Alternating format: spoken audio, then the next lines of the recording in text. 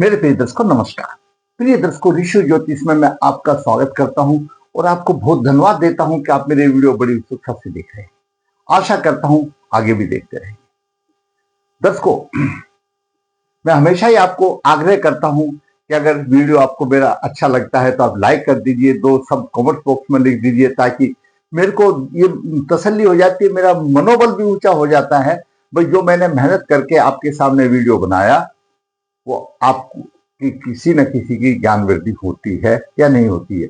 वैसे तो मेरा वीडियो शास्त्रों के आधार पर है, जो भी मैं आपको वीडियो बता रहा हूं शास्त्रों के आधार पर है और वो योग मैंने अनुभव में डाला है। कल इससे पहले भी हमने एक वीडियो बनाया जिसमें दसम भाव का स्वामी और नवम भाव का स्वामी एक दूसरे से दूसरे बारवे है, जो कि जब तक को ऐसा लगता है ऐसे योगों में अब इस बार तो मेरी सर्विस मिल ही जाएगी, इस बार तो टेस्ट मुझे पास हो ही जाएगा, लेकिन फिर उसको निराशा होना पड़ता है। तो उससे संबंधित मैंने पहले वीडियो में आपको दो चार बातें बताई हैं। सेम उसी लाइन पर ये भी वीडियो आया है, ये भी जातक की कुंडली आई है। जैसा मैं हमेशा बताता हूं, लगन लग्नेश का प्रतिनिधि है, द्वितीय धन का, तृतीय पराक्रम का, चतुर्थ भाव घरेलू सुखों का, माता का, पंचम भाव शिक्षा बुद्धि संतान का, प्रेम प्रसंग का, छठा भाव सेवा का भाव है, रोग शत्रु का भी भाव है, ऋण का भी भाव है, सप्तम भाव जीवन साथी का भाव है, अष्टम भाव आयु का है, तो नवम भाव धर्म भाव है, त्रिकोण का भाव है। हमारे पूर्व जन्म में शुभ कर्म, जैसे हमारे शुभ कर्म रहे होंगे उसके प्रतिफल में हमारा नवा भाव बलवान बनता है। पराशर जी ने तो पंचम और नवम भाव को मुख्यमंत्री और मंत्री की उपाधि दी है। दसम भाव हमको प्रतिष्ठा दिलाता है, कर्म का भाव है, और एकादश भाव वो कर्म करके हमको आमदनी मिलती है। द्वादश भाव खर्च का भाव है, सेवा सुख का भाव है, विदेश का भाव है, लेकिन दर्शकों वो दंड का भी भाव है, कोर्ट कचहरी का भी भाव दोनों पे पड़ते हैं। तो उसी में हम बात करेंगे कर्मेश भाग्येश पर्स। तो दूसरे बात, कर्मेश मतलब दसम भाव का स्वामी और भाग्य भाव का स्वामी अगर एक दूसरे से आगे पीछे हो, दूसरे बार में हो, तो नौकरी में परेशानी आती है, मिलने में परेशानी आती है। भाग्येश अष्टम भाव में हो तो भी परेशानी आती है, लेकिन अगर आपका पुष्कर नवास में चला गया तो वो भाग्य की हानि नहीं करता है। आगे बात करें सप्तम भाव पर। सप्तम भाव पर अगर द्वादश भाव का स्वामी, मैंने पहले भी बताया कि सूर्य, शनि, द्वादश भाव का स्वामी राहु और राहु अधिष्ठ राशि का स्वामी, ये पांच ग्रह में से दो ग्रहों का प्रभाव जहां पर भी होगा उस प्रभाव से उसको विरक्त कर देंगे, पृथक कर देंगे, हानि कर देंगे, उस व्यवहार से उसको लाभ नहीं मिलेगा। तो विवाह में भी बाधा आ रही है। इन्हीं सब चीजों को लेकर के हम जातक की कुंडली का मार्गदर्शन करेंगे। मुझे सरकारी नौकरी कब मिलेगी, विवाह कब होगा, क्या है ग्रह योग। दर्शकों देखिए, सरकारी नौकरी के लिए तड़प रहा है, कहीं एग्जाम दे रखा है, कहीं टीचर का एग्जाम, कहीं किसी का एग्जाम, हर आदमी परेशान होता ही है। और कब का जन्म है, 20 अगस्त 1990 का, 35 साल हो गए। 35 साल हो गए तो आप अंदाजा लगाइए, परेशानी है तभी तो 35 ईयर्स हो गए, 35 साल हो गए, नहीं है तो अब तक तो कहीं ना कहीं हो जाता। तो उसमें देखना पड़ता है कहां पर है, क्या रुकावट हुई है, शादी भी नहीं हो रही है। 35 साल के आपके आस पड़ोस में ऐसे भी बच्चे होंगे या लड़कियां होंगी या संतान हो, कोई भी संतान लगा लो, पुत्र लगाओ या कन्या लगा लो, उनके दो दो बच्चे भी हो गए होंगे और अगले की शादी भी नहीं हुई है। क्या है गुड रेस, वही बात करेंगे। अमावस्या का योग है, मगा चरण 3 मगा नक्षत्र में है, मूल नक्षत्र में आ गया, सोमवार को है, शाम को 6 बजे के आसपास का जन्म है। दर्शकों, जन्म के समय पर मकर लगन हुआ, मकर लगन के 17 डिग्री है, राहु 12 डिग्री 28 मिनट लेकर के बैठा हुआ है। पंचम भाव में मंगल 0029 डिग्री लेकर के है। मंगल चतुर्थ भाव का स्वामी है और एकादश भाव का स्वामी है, दोनों भाव इंपोर्टेंट है, लेकिन मंगल लग्नेश का शत्रु है, शनि है। शनि लग्नेश शनि होता है, मंगल शत्रु है, कोई बात नहीं। सप्तम भाव में गुरु उच्च राशि में है, केतु भी है, शुक्र भी है। यहां पर पेच फंसता है समझने में। जब मैंने आपको पहले ही बताया कि राहु और यानी शनि, सूर्य, शनि, राहु और द्वादश भाव का स्वामी, और राहु जिस राशि में उसका स्वामी, इन 5 में से 2 का अशुभ प्रभाव जहां होगा वहां पर परेशानी आएगी। सप्तम भाव में गुरु द्वादश भाव का स्वामी है, मूल त्रिकोण राशि द्वादश भाव में है और उच्च राशि में है।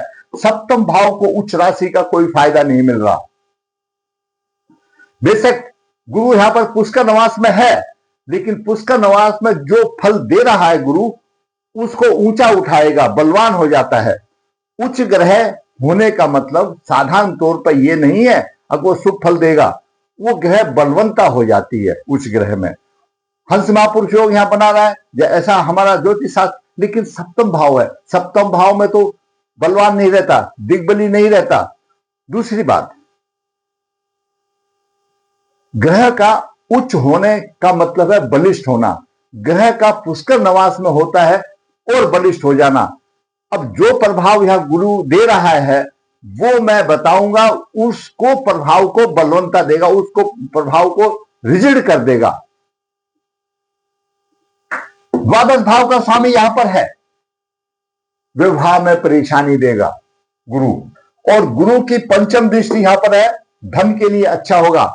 सप्तम दृष्टि नीच दृष्टि है, उसको ऊपर उठने में परेशानी आएगी।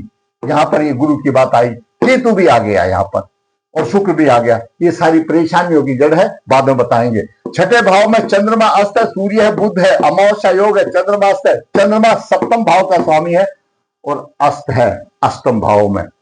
सूर्य की 3 डिग्री है, चंद्रमा की 3 डिग्री है, बुध की 29 डिग्री लेकर के। बुध पुष्कर नवास में है। एकादश भाव में शनि वक्री है।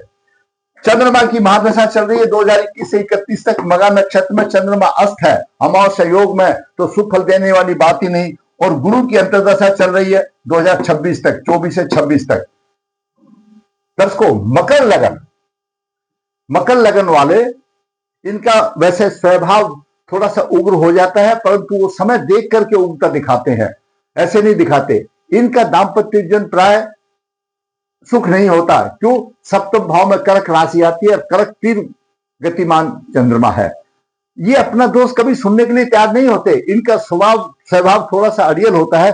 इन्होंने जो सोच लिया ना वो करना है, चाहे गलती क्यों ना हो, चाहे कितनी भी हानि उठाने दो, कैसे भी होने दो, वही करना है, चाहे कैसे भी हानि हो। और इनका स्वामी शनि द्वादश भाव में है। द्वादश भाव में शनि सेवा सुख में कमी लाता है। लग्नेश, ये भोग स्थान है, भोग स्थान है, सप्तम स्थान और द्वादश भाव भोग स्थान है। इसमें लग्नेश का होना अच्छा नहीं माना जाता समाज की दृष्टि से, क्यों? भोग स्थान है, ऐसे जातक को संभल के चलना पड़ता है।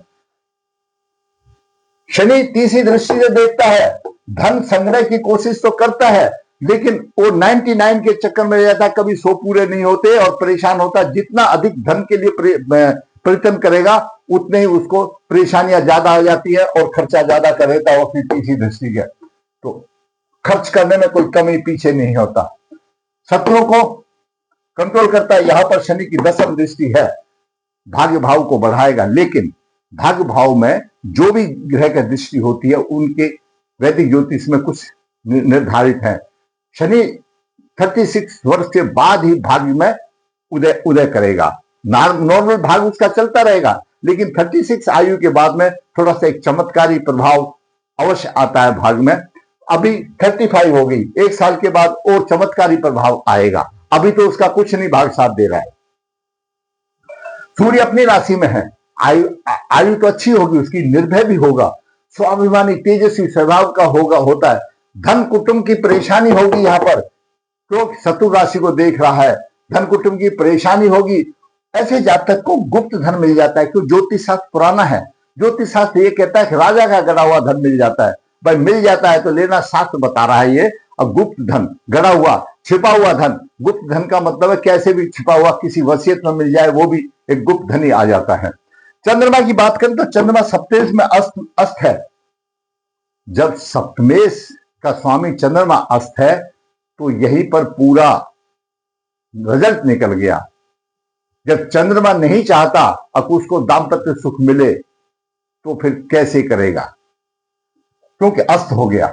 मंगल, मंगल यहां पर चतुर्थ भाव का स्वामी, एकादश भाव का स्वामी और पंचम भाव में है। मंगल विश्व निवास में है, अशुभ फलदाता बन गया। अब क्या फल दे रहा है यहां पर? नॉर्मली मंगल विद्या बुद्धि का अच्छा योग है, संतान पक्ष में सुख मिलता है, साधारण तौर पर माता भूमि मकान आदि का सुख मिलता है, आयु में वृद्धि होती है, आमदनी अच्छी होती है, खर्चा भी अधिक होता है। लेकिन विश्व निवास में हो गया तो ये सब कुछ नहीं मिलेगा, आमदनी भी नहीं मिलेगी, माता का भी सुख नहीं मिलेगा, घरेलू सुखों में भी परेशानी आएगी। क्यों? विश्व निवास में यही बताया गया है कि अपने कारत्व के हानि करेगा और जिन भावों का वो स्वामी है उनसे भी हानि करेगा। पुष्कर निवास में यही बताया अपने कारत्व की बढ़ोतरी करेगा और कुंडली में जिस भावों का स्वामी है उनकी वो बढ़ोतरी करेगा, यही फर्क है। बात करें बुध की, बुध छठा और नौ भाव का स्वामी है, अष्टम भाव में है 29 डिग्री लेकर के, लेकिन पुष्कर निवास में आ गया तो भाग्य की वृद्धि होगी, यहां से भाग्य की वृद्धि होगी, अच्छा यश भी कमाएगा और धन आदि की भी वृद्धि होगी, यहां से अच्छा रहेगा। अब करें गुरु की, गुरु उच्च राशि में है, गुरु यहां पर उच्च राशि में है परंतु द्वादश भाव का स्वामी है, परंतु द्वादश भाव का स्वामी है, उच्च राशि में है। ज्योतिष सिद्धांत के मुताबिक सप्तम भाव में हानि करेगा, विवाह के पक्ष में हानि करेगा, गुरु भी हानि करेगा, ऊपर से राहु की दृष्टि है, हानि होगी, विवाह के पक्ष में हानि होगी।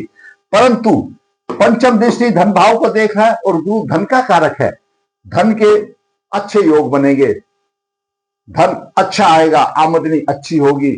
लेकिन गुरु सप्तम दृष्टि नीच दृष्टि से देख रहा है और द्वादश भाव का स्वामी है, शरीर में किसी बीमारी का भी होगा, कमजोर भी होगा। और नवम दृष्टि से तीर्थ भाव को देख रहा है, भाई बहन का अच्छा सुख मिलेगा। तो गुरु, मेरा कहने का मतलब है द्वादश भाव का स्वामी है, इसका भी स्वामी है, तो अपने बढ़ोतरी करेगा, साधारण जो योग दे रहा है कि पुष्कर निवास में आ गया। लेकिन द्वादश भाव का स्वामी सप्तम भाव में, सप्तम भाव की हानि करेगा, वो विवाह में हानि करेगा। गुरु केतु से पीड़ित है, यहां पर एक और भी गुरुदेव को लग गया कि केतु से पीड़ित है, इसको भी चांडाल योग जैसा ही माना जाता है, तो पीड़ित हो गया तो वो शुभ प्रभाव में भी परेशानी आ जाएगी। शुक्र की बात करें तो शुक्र पंचम भाव का स्वामी है, दसम भाव का स्वामी है और सप्तम भाव में है। सुंदर पत्नी का योग मिलता है, व्यवसाय में अच्छा लाभ होने का योग होता है, पिता और संतान पक्ष में अच्छा होता है, राजकीय सेवा में सम्मान मिलता है शुक्र यहां पर होने से। क्यों?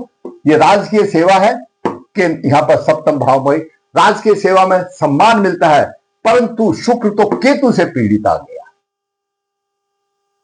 और कर्मेश और भागेश और दसम भाव का स्वामी, भाग्य का स्वामी एक दूसरे से आगे पीछे हो गए। शुक्र दसम भाव का स्वामी है और बुध नौ भाव का स्वामी है, एक दूसरे से आगे पीछे हो गए। वरना शुक्र अच्छी नौकरी का कारक बन रहा है, पिता का भी अच्छा सुख बन रहा है, तो शुक्र के साथ दो चीजें आ गई, एक तो दसम भाव का स्वामी, नवम भाव का स्वामी, दोनों आगे पीछे हो गए, परस्पर दूसरे बार में बोला जाता है इसको। दूसरी बात एक और, शुक्र के साथ केतु आ गया। दर्शकों, ज्योतिष के हमारे कई ग्रंथ हैं, लाल किताब तो ये बताती है अगर शुक्र के साथ जब केतु होता है तो ऐसा जातक किसी पड़ोसी का भी गृहस्थी सुख को खराब कर देता है, मतलब इतना अशुभ माना गया। तो उसको जब पड़ोसी का भी खराब कर सकता तो उसका अपना कहां से मिलेगा? तो यहां भी परेशानी आ गई। और शुक्र विवाह का कारक है, यहां गुरु ने शादी नहीं करानी, राहु ने शादी नहीं करानी, ये तो उन्होंने ऑब्स्टिकल बने, रुकावट बने हैं, शादी शुक्र ने करानी है और शुक्र केतु से पीड़ित है, विवाह में प्रबल बाधा आ गई। आप ये थोड़ा सा अंदाजा लगाइए, 90 का जन्म है, 35 साल की आयु हो गई, अगर शुक्र यहां बलवान होता तो कभी की शादी हो गई होती। तो कारण ये रहा शादी नहीं होने का, शुक्र और केतु की युति शादी में रुकावट बन गई। गुरु और राहु की स्थिति शादी में रुकावट बन गई। दसम भाव का स्वामी, नवम भाव का स्वामी एक दूसरे से दूसरे बार में हो गया, नौकरी में रुकावट बन गई। नहीं तो अभी तक कभी की मिल जाती, उसमें कोई दिक्कत ही नहीं थी। और लग्नेश का नवास्पति, लग्नेश शनि हुआ किसी भी कुंडली में, लग्नेश को एनर्जी कहां से मिलती है, वो नवास में किस राशि में है, उसका नवास्पति कौन है, और उस नवास्पति ग्रह की लगन में क्या स्थिति है। लग्नेश का नवास्पति मंगल है, क्यों, शनि मंगल की राशि में है, नवास राशि में, तो इसका नवास्पति मंगल हुआ। और मंगल लगन कुंडली में विष नवास में आ गया। तो मैंने जो आपको पहले एक वाक्य बताया कि लग्नेश को एनर्जी नवास से मिलेगी, लग्नेश नवास में कहां पर है, उस जहां जिस राशि में है वो लग्नेश का नवास्पति बनता है, और वो नवास्पति लगन कुंडली में किस स्थिति में है वही उसको एनर्जी देगा आगे बढ़ने के लिए। तो वो तो विष नवास में आ गया, कहां से होगा, कैसे होगा, जो कुछ शुभ अशुभ प्रभाव मिलना है उसको मिलना है, शुभ प्रभाव अशुभ तो मिल ही रहा है। ये कारण है उसको नौकरी नहीं मिलने का, ये कारण है जो मैंने बताए उसको शादी नहीं होने का उपाय। दर्शकों, जातक ने प्रश्न किया कि नवंबर मेरा टेस्ट होने वाला है, जनवरी में 17 जनवरी को, या वॉटेवर जो भी है, आप शीघ्र अतिशीघ्र ये दोष क्यों आए।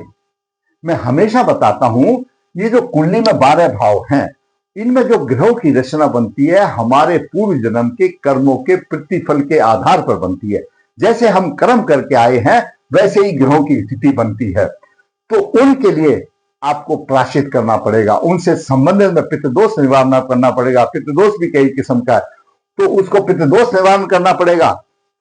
गुरु केतु की युति की शांति करानी पड़ेगी, केतु शुक्र की शांति करानी पड़ेगी, कालसर्प दोष है इसकी शांति करानी पड़ेगी, अमावस्या योग की शांति करानी पड़ेगी।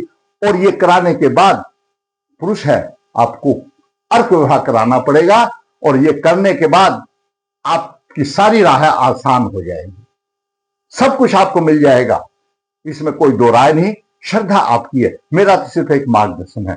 तो आप जो सिद्ध जगह पर है वहां पर ये कराइए और उज्जवल भविष्य की आशा कीजिए। अगर आपको मेरा वीडियो अच्छा लगा तो आप लाइक करें, शेयर करें, जिसने चैनल सब्सक्राइब नहीं किया सब्सक्राइब करें, ताकि आने वाली भी जो अपडेट है वो आपको मिल सके, आपकी ज्ञान की वृद्धि हो। धन्यवाद।